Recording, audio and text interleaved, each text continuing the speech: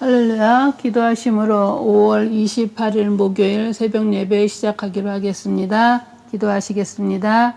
사랑의 아버지 하나님, 주님의 사랑과 은혜를 감사합니다. 주님의 사랑과 은혜와 돌보심 가운데 어렵고 혼탁한 세상 가운데서 지켜주시고 인도하여 주심을 진정으로 감사드립니다. 또한 오늘도 하나님 살아계셔서 우리에게 생명 주심을 또한 감사합니다. 하나님, 오늘도 주신 생명을 통하여서 하나님의 말씀을 바로 깨닫고 그 뜻대로 순종하여 나가는 귀한 삶, 하나님의 마음을 헤아리는 그러한 삶이 되게 도와주시옵시기를 주님 간절히 원하오며, 주님 이 시간에도 함께하여 주실 것을 믿사옵고 예수님의 이름으로 감사하며 간절히 기도드리옵나이다. 아멘. 오늘 하나님 말씀은 신명기 25장 1절로 10절까지 말씀입니다. 구약성경 신명기 25장 1절로 10절까지 말씀, 제가 가지는 구약성경 300페이지 되겠습니다. 신명기 25장 1절로 10절까지 말씀 다 찾으신 줄 알고 저와 여러분이 합독해 올리기로 하겠습니다. 사람들 사이에 시비가 생겨 재판을 청하면 재판장은 그들을 재판하여 의인은 의롭다 하고 악인은 정죄할 것이며, 악인에게 태형이 합당하면 재판장은 그를 엎드리게 하고 그 앞에서 그의 죄에 따라 수를 맞추어 때리게 하라. 40대까지는 때리려니와 그것을 넘기지는 못할지니, 만일 그것을 넘겨 매를 지나치게 때리면 네가 네 형제를 경히 여기는 것이 될까 하노라. 곡식 떠는 소에게 망을 씌우지 말지니라. 형제들이 함께 사는데 그중 하나가 죽고 아들이 없거든 그 죽은 자의 아내는 나가서 타인에게 시집가지 말 것이요, 그의 남편의 형제가 그에게로 들어가서 그를 맞이하여 아내로 삼아 그의 남편의 형제된 의무를 그에게 다 행할 것이요, 그 여인이 낳은 첫 아들이 그 죽은 형제의 이름을 잊게 하여 그 이름이 이스라엘 중에서 끊어지지 않게 할 것이니라. 그러나 그 사람이 만일 그 형제의 아내 맞이하기를 즐겨하지 아니하면 그 형제의 아내는 그 성문으로 장로들에게로 나아가서 말하기를, 내 남편의 형제가 그의 형제의 이름을 이스라엘 중에 잊기를 싫어하여 남편의 형제된 의무를 내게 행하지 아니하나이다 할 것이요, 그 성읍 장로들은 그를 불러다가 말할 것이며, 그가 이미 정한 뜻대로 말하기를 내가 그 여자를 맞이하기를 즐겨하지 아니하노라 하면, 그의 형제의 아내가 장로들 앞에서 그에게 나아가서 그의 발에서 신을 벗기고 그의 얼굴에 침을 뱉으며 이르기를, 그의 형제의 집을 세우기를 즐겨 아니하는 자에게는 이같이 할 것이라 하고, 이스라엘 중에서 그의 이름을 신 벗긴 받은 자의 집이라 부를 것이니라. 아멘. 오늘 저와 여러분이 봉독한 신명기 25장 1절로 10절까지의 말씀을 통하여 규례를 통한 하나님의 마음과 관심이라는 제목으로 함께 은혜를 나누기를 원합니다. 모세는 신명기 14장에서 24장에서 온 이스라엘 백성이 일상생활에서 지켜야 할 각종 율법에 대해서 설명하고 있습니다. 그중 신명기 22장에서 25장 부분은 광범위한 여러 분야에서 이스라엘 백성에게 선민으로서의 바람직한 생활 자세를 규정하는 규례를 설명하고 있는데, 그 가운데 오늘 본문에도 이러한 일상생활에서 지켜야 할 세 가지 규례가 나옵니다. 첫 번째는 1절에서 3절로 태형에 관한 규례이고, 두 번째는 4절의 말씀으로 곡식 떠는 소에게 망을 씌우지 말라는 규례이며, 세 번째는 5절에서 10절로 계대 결혼에 대한 규례가 나옵니다. 이 규례들을 살펴보면서 이 규례를 지키도록 허락하신 하나님의 마음과 관심에 대해 함께 묵상하며 말씀을 나누기를 원합니다. 첫 번째는 태형에 관한 규례를 통한 하나님의 마음과 관심입니다. 25장 1절에서 3절까지의 말씀은 태형에 관한 규례인데요. 오늘날의 형벌 제도는 그 범죄의 정도에 따라 사형에서 구금 또는 명예형 등 다양하게 많이 있지만 고대 이스라엘 사회는 주로 사형과 체형 및 벌금형으로 그 형벌을 구분하였습니다. 그리고 체형에는 신체를 절단하거나 사형을 시키는 형벌 외에 매를 때리는 태형과 다른 사람에게 해를 입힌 동일한 방법대로 동일하게 형벌을 가하는 동해 보복형이 있었습니다. 본문은 그중 태형을 가하는 방법에 대한 규정을 말씀하고 있는데요. 1절에서 3절 말씀을 보겠습니다. 1절 사람들 사이에 시비가 생겨 재판을 청하면 재판장은 그들을 재판하여 의인은 의롭다 하고 악인은 정죄할 것이며 2절 악인에게 태형이 합당하면 재판장은 그를 엎드리게 하고 그 앞에서 그의 죄에 따라 수를 맞추어 때리게 하라. 40대까지는 때리려니와 그것을 넘기지는 못할지니 만일 그것을 넘겨 매를 지나치게 때리면 내가 내 형제를 경히 여기는 것이 될까 하노라. 즉 본문은 사람들 사이에 분쟁이 발생하여서 재판을 정하면 재판관은 공정하고 명확하게 의인과 악인을 판결해야 합니다. 그리고 악인에게 태형이 합당하면 재판장은 그를 엎드리게 하고 그 앞에서 그 죄의 경중에 따라 때리는 수를 정하여 때리도록 하였습니다. 그렇지만 아무리 중한 태형도 40대 이하까지만 때리도록 규정하였습니다. 왜냐하면 40대를 넘겨 매를 때리면 내가 내 형제를 경히 여기는 것이 되기 때문이라고 3절에 말씀하고 있습니다. 즉, 내 형제를 경히 여기는 것은 그 사람에게 치욕스러운 일이라는 것입니다. 일반적으로 태형의 목적은 태형이 죄값의 지불이라는 면도 있으나 율법의 정신에 비추어 보면 태형은 사실 범죄자로 하여금 자기 죄를 깨닫고 개심하여 새로운 삶을 살도록 하는데 그 목적이 있었습니다. 따라서 범죄자라 할지라도 그 인격은 보호되어야 했으며 생활에 지장을 미칠 정도의 형벌이 가해져서는 안 되었습니다. 본문은 그러한 의미에서 태형을 40대 이상 초과하여 가하지 못하도록 한 것입니다. 그래서 3절에 40대까지는 때리려니와 하는 말은 태형시 곤장의 수는 최고 40으로 제한하고 그 이상을 넘지 못하게 했으며 때리는 도구도 보통 나무 막대기를 사용하였습니다. 그 이유는 인권과 생명에 관한 존엄성을 지키고자 함이었는데 한편 성경에서 40이라는 숫자는 종종 심판과 고난의 기간을 뜻하는 상징적인 수로 사용되고 있었습니다. 태형은 범죄자에 대한 마땅한 징계임과 동시에 더 나은 사람이 되도록 연단시키려는 선한 목적이 있으므로 후대 율법학자들은 40대를 초과하는 실수를 범하지 않도록 하기 위해서 한 대 가만 39대를 때리도록 규정해 놓았다고 합니다. 한편 후대 그 유대인들은 태형을 집행하는 동안 재판관이 신명기 28장 58절 59절을 낭독하고 태형 매질이 끝나면 시편 78편 38절을 낭독하여 하나님의 공의와 자비를 사람들에게 선포했다고 합니다. 그래서 여기 또 경히 여기는 것이 될까 하노라 하는 40대를 초과함으로 형제를 경히 여기는 것이 될까 하노라 하는 말씀은 여기서 경히 여김을 받는다는 것은 마치 사람이 동물처럼 취급당하는 것을 가리키는데요. 즉 40대 이상의 매를 때리는 일은 동물에게는 하는 일이고 만일 사람에게 그렇게 할 경우 그를 치욕스럽게 만들어 그러한 형벌이 하나님에게서 온 정당한 형벌로 여겨지지 않게 된다는 것입니다. 또한 칼빈은 이에 대해서 너무 심한 매질을 할 경우 그를 불구로 만들기 쉽고 그럴 경우에 그는 평생 조롱거리가 된다고 해석했습니다.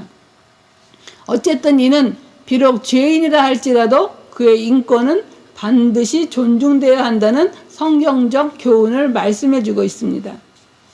우리는 이 말씀에서 하나님의 관심과 마음을 느낄 수 있는데요. 하나님은 공의를 나타내시면서 인간의 생명을 존중히 여기시며 인간의 존엄성을 침해하지 않으신다는 사실입니다.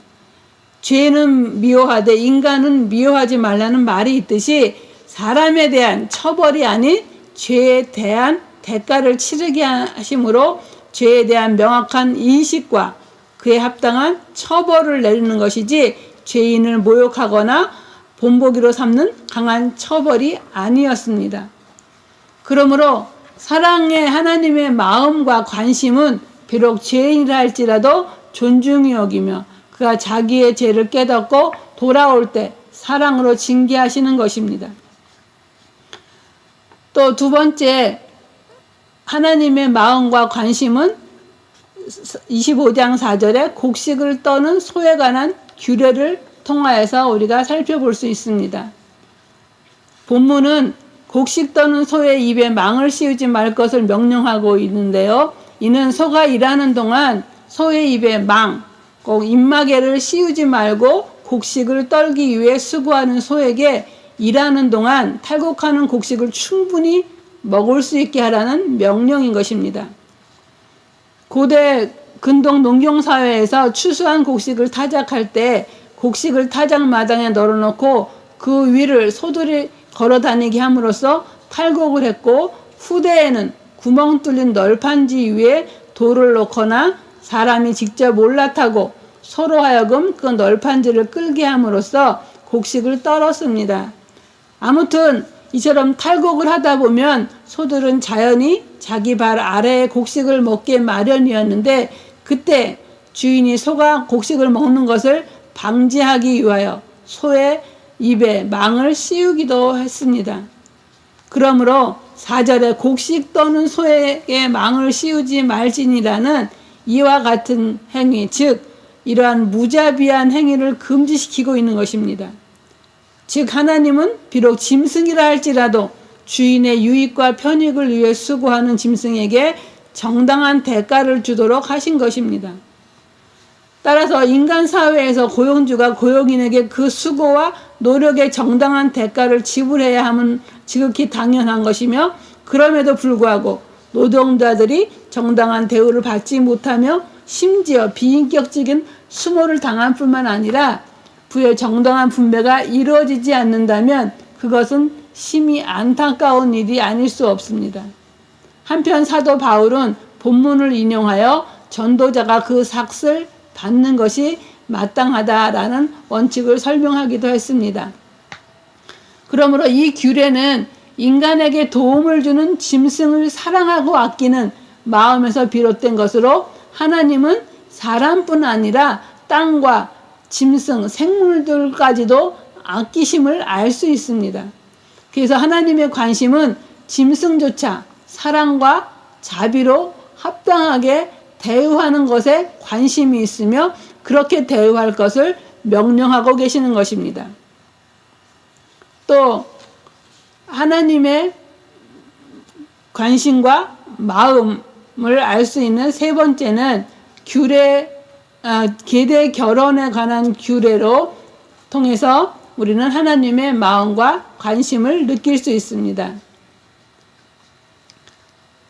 자녀의 다수가 곧 하나님의 최대 축복으로 여겨지던 고대 근동사회에서는 만약 형제 중에 기업을 이을 자녀가 없이 죽은 자가 있으면 그 형이나 동생이 죽은 형제의 아내를 취하여 죽은 형제의 가문과 기업을 이을 수 있는 자녀를 낳게 해주는 습관이 있는데, 그것이 계대 결혼 관습이었습니다.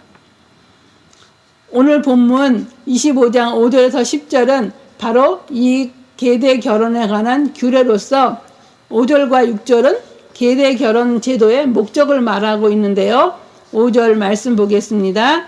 형제들이 함께 사는데 그중 하나가 죽고 아들이 없거든 그 죽은 자의 아내는 나가서 타인에게 시집 가지 말 것이요, 그의 남편의 형제가 그에게로 돌아가서 그를 맞이하여 아내로 삼아 그의 남편의 형제된 의무를 그에게 다 행할 것이요. 6절입니다. 그 여인이 낳은 첫 아들이 그 죽은 형제의 이름을 잊게 하여 그 이름이 이스라엘 중에서 끊어지지 않게 할 것이니라. 그래서 5절에 형제들이 함께 사는데 그 중 하나가 죽고 아들이 없거든 그 죽은 자의 아내는 나가서 타인에게 시집가지 말 것이요. 이는 아들이 없는 가운데 남편이 죽어버린 경우에 죽은 남편의 아내는 나가서 타인에게 시집가지 말 것을 명령하고 있습니다. 그리고 그 남편의 형제가 그에게로 들어가서 그를 맞이하여 아내를 삼아 그의 남편의 형제된 의무를 그에게 다 행할 것이라고 말씀하고 있습니다. 즉 아직 결혼하지 않은 남편의 형제에 행할 바를 이 말씀은 설명하고 있는 것입니다. 이것은 형제의 아내의 고통을 형제된 의무로서 돌봐야 할 책임이 있다는 말씀입니다. 그런데 그 방법은 죽은 형제의 아내를 자기의 아내로 맞이하여 형제의 의무를 다하는 것입니다. 여기에서 형제된 의무는 죽은 형제를 위하여 대를 이을 후사를 낳아줌으로써 그 형제의 이름과 기업을 잊게 해주는 것은 형제로서의 의무 조항이었습니다. 만일 이 의무를 소홀히 할 경우 이스라엘 여인이 이방 남자와 결혼함으로써 성민으로서의 이름을 더럽힐 염려도 있었으며 그 의무 조항은 이상의 문제를 방지하고자 하는 목적도 가지고 있었습니다. 이러한 계대 결혼은 그 당시 고대 근동 지방의 일반적인 풍습이었으며 모세에 의하여 율법으로 성문화되었습니다. 이러한 율법의 목적은 죽은 형제의 기업을 잊게 하는 데 있었으며 6절의 말씀처럼 그 여인이 낳은 첫 아들을 그 죽은 형제의 이름을 잊게 하여 그 이름이 이스라엘 중에서 끊어지지 않게 할 것이니라고 말씀하고 있습니다. 여기서 형제의 의무는 형제의 기업을 끊이지 않게 하며 그의 가족을 내 가족과 같이 보살펴야 하는 것입니다. 그러나 이러한 율법은 강제성을 띠는 것은 아니었습니다. 7절에서 10절은 계대 결혼의 의무를 불이행하는 자에 대한 조치를 설명하고 있는데요. 7절 그러나 그 사람이 만일 그 형제의 아내 맞이하기를 즐겨하지 아니하면 그 형제의 아내는 그 성문으로 장로들에게로 나아가서 말하기를 내 남편의 형제가 그 형제의 이름을 이스라엘 중에 잊기를 싫어하여 남편의 형제된 의무를 내게 행하지 아니하나이다 할 것이요. 8절 그 성읍 장로들은 그를 불러다가 말할 것이며 그가 이미 정한 뜻대로 말하기를 내가 그 여자를 맞이하기를 즐겨하지 아니하노라 하면 9절 그의 형제의 아내가 장로들 앞에서 그에게 나아가서 그의 발에서 신을 벗기고 그의 얼굴에 침을 뱉으며 이르기를 그의 형제의 집을 세우기를 즐겨 아니하는 자에게는 이같이 할 것이니라 하고 10절 이스라엘 중에서 그의 이름을 신 벗긴 받은 자의 집이라 부를 것이니라. 그래서 7절에 그러나 그 사람이 만일 그 형제의 아내 맞이하기를 즐겨하지 아니하면 그 형제의 아내는 그 성문으로 장로들에게로 나아가서 말하기를 내 남편의 형제가 그 형제의 이름을 이스라엘 중에 잊기를 싫어하여 남편의 형제된 의무를 내게 행하지 아니할 것이요. 이 말씀은 만약 남편의 형제된 자가 그 의무를 다하지 않을 때 장로들에게 호소해도 좋다는 말씀입니다. 그러면 8절에 그 성읍 장로들은 그를 불러다가 말할 것이며 그가 이미 정한 뜻대로 말하기를 내가 그 여자를 맞이하기를 즐겨하지 아니하노라 하면 9절 그의 형제의 아내가 장로들 앞에서 그에 나아가 그의 발에서 신을 벗기고 그의 얼굴에 침을 뱉으며 이르기를 그의 형제의 집을 세우기를 즐겨하는 자에게는 이같이 할 것이니라 하고 해서 9절에 신을 벗기고 하는 말이 나오는데요. 어떤 사람이 신을 신고 땅 위에 서 있다는 것은 곧 그 땅에 대한 소유권이 자기에게 있음을 뜻합니다. 그래서 누가 신을 벗어준다는 것은 곧 자신의 재산과 주의를 다른 사람에게 양도하거나 포기하는 것을 의미하는데, 여기서 그 죽은 형제의 아내가 그의 발에서 신을 벗기는 것은 형제된 자로서 마땅히 형수를 취하고 그 기업일 자식을 낳아주어야 할 권리를 박탈한다는 의미가 있습니다. 그리고 맨발 상태가 된 것은 그 사람은 다른 사람의 조속거리가 되어 형제의 사랑에 정도 없는 자로 평가를 받게 됩니다. 그리고 그 얼굴에 그 침을 뱉으며 그러는데, 다른 사람에게서 침 뱉음을 당하는 것은 굉장한 모욕일 뿐만 아니라 그러한 치욕은 가문을 더욱 불명예스럽게 할 것입니다. 그리고 이러한 침 뱉음은 다른 사람에게 경고의 뜻도 있는데, 그것은 그 형제의 집 세우기를 즐겨 아니하는 자에게는 이같이 할 것이라고 외치는 그 여자의 저주에 잘 나타나 있습니다. 10절에 이스라엘 중에서 그의 이름을 신벗긴 받은 자의 집이라 부를 것이니라. 그래서 신벗기운 자의 집, 그래서 맨발 상태의 사람이 불쌍한 사람으로 취급되듯이 신벗기운 자의 집이란 불쌍한 가문, 또한 별 볼일 없는 가문이란 의미를 포함하고 있습니다. 이처럼 형제의 의무를 다하지 못한 자에게 수치스러운 오명을 붙여준 것은 그만큼 고대 히브리 사회에서 개인보다 가문 전체를 더 중시했던 사실을 보여줍니다. 또한 형제된 의무를 다하지 않을 때 그는 형제의 자격을 박탈당하게 되는데, 신을 벗긴다는 것은 상징적인 행위로서 그 동생이 형의 기업을 누릴 자격을 박탈한다는 의미입니다. 그러므로 형제 간의 관계에는 그 의무를 다할 때 지속되어지는 것입니다. 그렇지 않을 때는 그 관계가 끊어질 뿐 아니라 얼굴에 침 뱉음을 당하는 치욕을 면치 못하게 됩니다. 형제의 고통을 돌아보지 않는 자는 사람이나 하나님 앞에 얼굴을 들지 못할 것입니다. 그러므로 우리는, 우리의 형제는 우리 주위에 어려움에 처한 자들이 우리의 이웃이며 형제입니다. 이러한 자들에게 형제된 의무를 다하지 않는 것은 하나님의 마음과 관심을 외면하는 것입니다. 하나님의 마음과 관심은 어려움을 당한 형제, 즉 고아와 과부 등 어렵고 불쌍한 사람들에게 있습니다. 그러므로 이러한 형제의 의무를 다하여 도와주는 데 관심을 가지고 돌봐주어야 하겠습니다. 하나님의 마음과 관심이 있는 곳에 우리의 마음과 관심을 가지고 행함으로 하나님의 마음에 흡족한 저와 우리 모두가 되시기를 간절히 바라겠습니다. 말씀을 맺겠습니다. 오늘 말씀을 첫 번째, 태영에 관한 규례를 통하여서 하나님의 관심은, 하나님의 관심과 마음을 느낄 수 있는 것은 하나님은 공의를 나타내시면서 인간의 생명을 존중히 여기시며 인간의 존엄성을 침해하지 아니하신다는 사실이고요. 사랑의 하나님의 관심은 비록 죄인일망정 저주하는 것이 그가 자기의 범죄를 깨닫고 돌아올 때까지 사랑으로 징계하는 것입니다.